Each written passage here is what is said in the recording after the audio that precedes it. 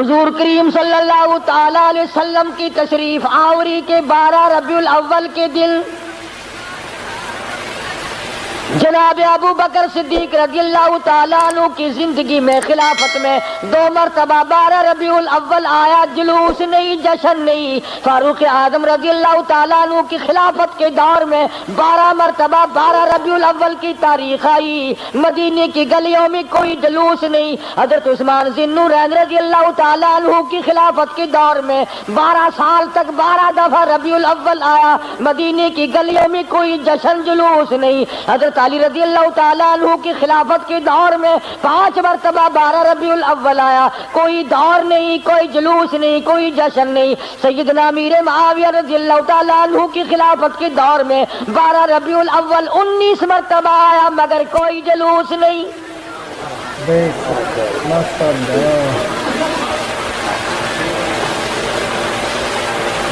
امام ابو حنیفہ رحمت اللہ علیہ کی زندگی میں 40 مرتبہ 12 ربیع الاول آیا، کوئی جلوس نہیں، کوئی جشن نہیں۔ امام احمد بن حنبل رحمت اللہ علیہ کی زندگی میں 35 مرتبہ 12 ربیع الاول آیا، کوئی جلوس نہیں، کوئی جشن نہیں۔ امام شافعی رحمت اللہ علیہ کی زندگی میں 47 مرتبہ 12 ربیع الاول آیا، کوئی جلوس نہیں۔ علامہ ابن تیمیہ کی زندگی میں 35 مرتبہ 12 ربیع الاول آیا، کوئی جلسہ جلوس نہیں۔ علامہ سید عبد القادر جیلانی پیران پیر رحمت اللہ علیہ کی زندگی میں 41 مرتبہ 12 ربیع الاول آیا، کوئی جلسہ جلوس نہیں۔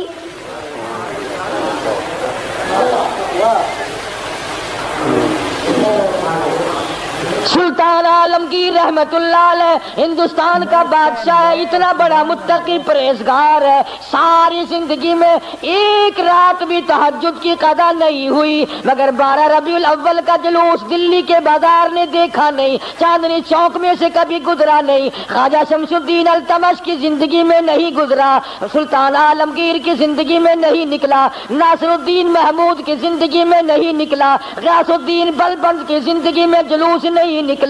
اور تمہیں آج بھی کہ میں بات بتلاؤں، قائد اعظم کے ہوتے ہوئے پاکستان میں جلوس نہیں نکلا، خواجہ ناظم الدین کی حکومت میں 12 ربیع الاول کا جلوس نہیں نکلا، ایوب خان کی حکومت کے موقع پر 12 ربیع الاول کا جلوس نہیں نکلا، یحییٰ خان کی دور میں نہیں نکلا، یہ بھٹو نے شروع کیا، رضا الحق نے آگے بڑھ کر اس کی تکمیل کی۔ تمہیں پتہ نہیں ہے یہ نبی کا جلوس نہیں ہے۔ چور جب چوری کرتا ہے کتوں کو ٹکڑا ڈالا کرتے ہیں، یہ بھونکے نہ، تمہیں تماشے میں لگا کر اپنا کام کرنا چاہتے ہیں۔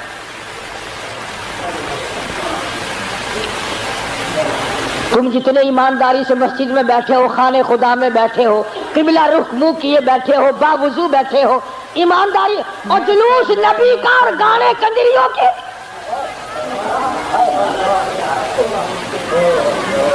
اندازہ لگا۔ امام الانبیاء محبوب کبریا حضرت محمد مصطفیٰ صلی اللہ تعالی علیہ وسلم کے دین کا مذاق نہ اڑاؤ، تماشا نہ بناؤ، کہیں تم ڈوب کے مرو، تماشا دنیا دیکھے۔ دیکھنا تو صحیح، کنجروں کے گانے، کنجریوں کے گانے، ملنگوں کے گانے، ملنگڑیوں کے گانے، جلوس اس ذات پاک کا جس کو اللہ پاک نے عرش عظیم پہ تشریف لے جاتے وقت جوتے اتارنے کا بھی حکم نہ دیا۔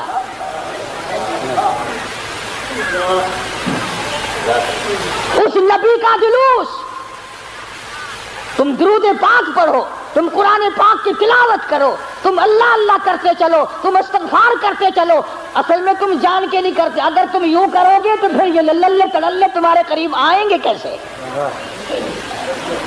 یہ چرسی، یہ فمی، یہ بھنگی، یہ شرابی آئیں گے کیسے؟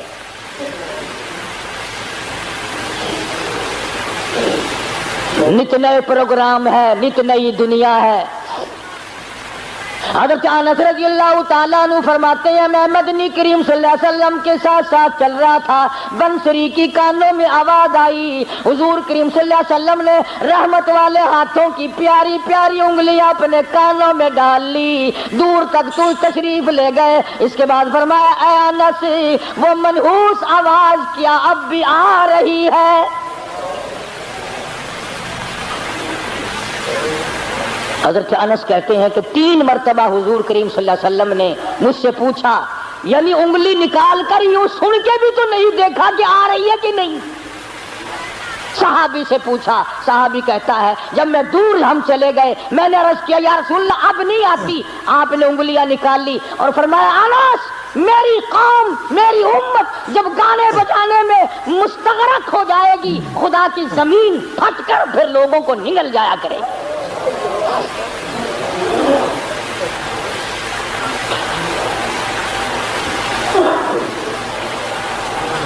ادھر بڑا زور لگا ہوا ہے، چندے ہو رہے ہیں، مولویوں نے لاؤڈ اسپیکر کھولے ہوئے ہیں، 1 روپیہ دو انشاءاللہ جنت ملے گی، 1 روپے کے بدلے میں جنت ملے گی۔ اور کملے 1 روپیے نال کوئی پالش جتی بھی نہیں کر کے دینا تو جنت دینا پہ ایڈی سستی۔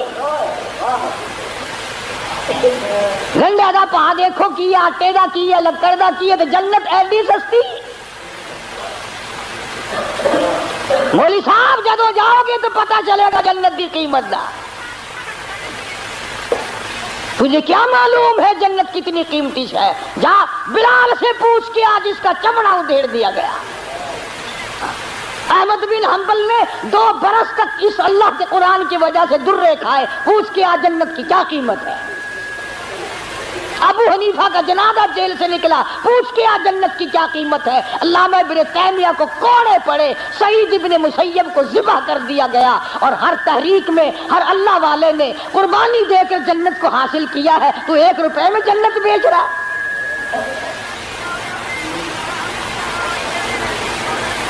اللہ پاک کی ذات بھی بڑی بے نیاز ہے، وہ اس پہ قادر تھا کہ ولادت پیدائش کا دن کوئی اور ہوتا، کوئی اور مہینہ کرتا، اور وفات کا کوئی اور دن کوئی اور تاریخ ہوتی۔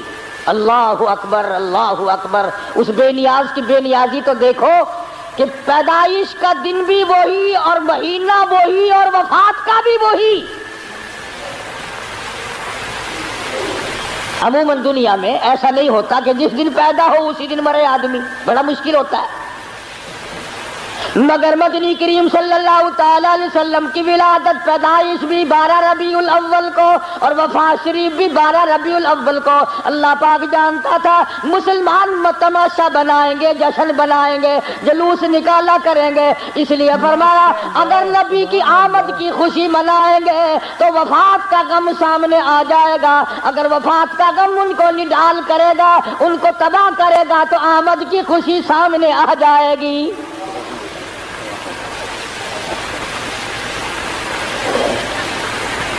کن حالات میں مدنی کریم صلی اللہ تعالی علیہ وسلم تشریف لائے؟ حضور کریم صلی اللہ علیہ وسلم کے والد ماجد حضرت عبداللہ آپ کو پیٹ میں ہی اماں کے پیٹ میں ہی چھوڑ کر دنیا سے رخصت ہو گئے۔ اندازہ لگاؤ اس غریب اور اس یتیم کی زندگی کا کیا کہنا جو پیدا ہونے سے پہلے لاوارث ہو گیا ہو، شکم مادر میں ہے۔ حضرت عبداللہ کا انتقال ہو گیا۔ سیدہ آمنہ خاتون رضی اللہ تعالی عنہ اپنی بیوگی کی زندگی بسر کر رہی ہے۔ حضرت کی دادی نے حضرت کے دادا سے ایک دن بھی اشارہ کر کے بلایا اور بٹھایا۔ حضرت کی دادی ایک دن حضرت کے دادا کو کہنے لگی تجھے پتہ بھی ہے میں تو بڑی پریشان ہوں، میں تو بہت پریشان ہوں۔ حضرت کے دادا نے پوچھا کیوں؟ کہنے لگی یہ ہماری بیوہ بہو جو آمنہ ہے یہ عطر استعمال کرتی ہے، خوشبو لگاتی ہے بھی بیوہ ہے بھی پیٹ سے، اور قریش کی بیٹی، قریش والوں کی سرداروں کی گھر والی ہے، لیکن عطر لگاتی ہے، مجھے بڑا فکر ہے اپنی عزت کا۔ ابھی اسلام نہیں آیا، قرآن نہیں آیا، ایمان نبی نہیں آیا، ایمان نہیں آیا، مگر حضرت کی دادی کو عزت کا فکر ہے، اور نبی کے ماننے والوں، اپنی بیٹیوں کو ہار و سنگار کر کے فلم کی طرف چھٹیاں دینے والوں، زرک برک بچیوں کو بنا کر کالجوں کی طرف 4-5 گھنٹے کی چھٹی دینے والوں، شرم کرو، سوچو ذرا تمہارے نبی نے تمہیں تشریف لانے سے پہلے کیا عظمت عطا کی ہے۔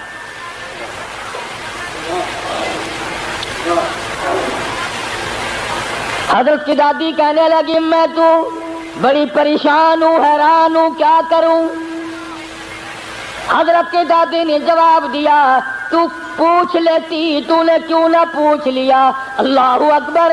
حضرت کی دادی کہنے لگی عبد المطلب کو میں تجھے کیا بتاؤں، میں نے کئی مرتبہ ارادہ کیا، کئی مرتبہ بلایا، جب میں عاملہ بیوہ بہو کے چہرے پہ نظر ڈالتی ہوں میں پسینوں پسینہ ہو جاتی ہوں۔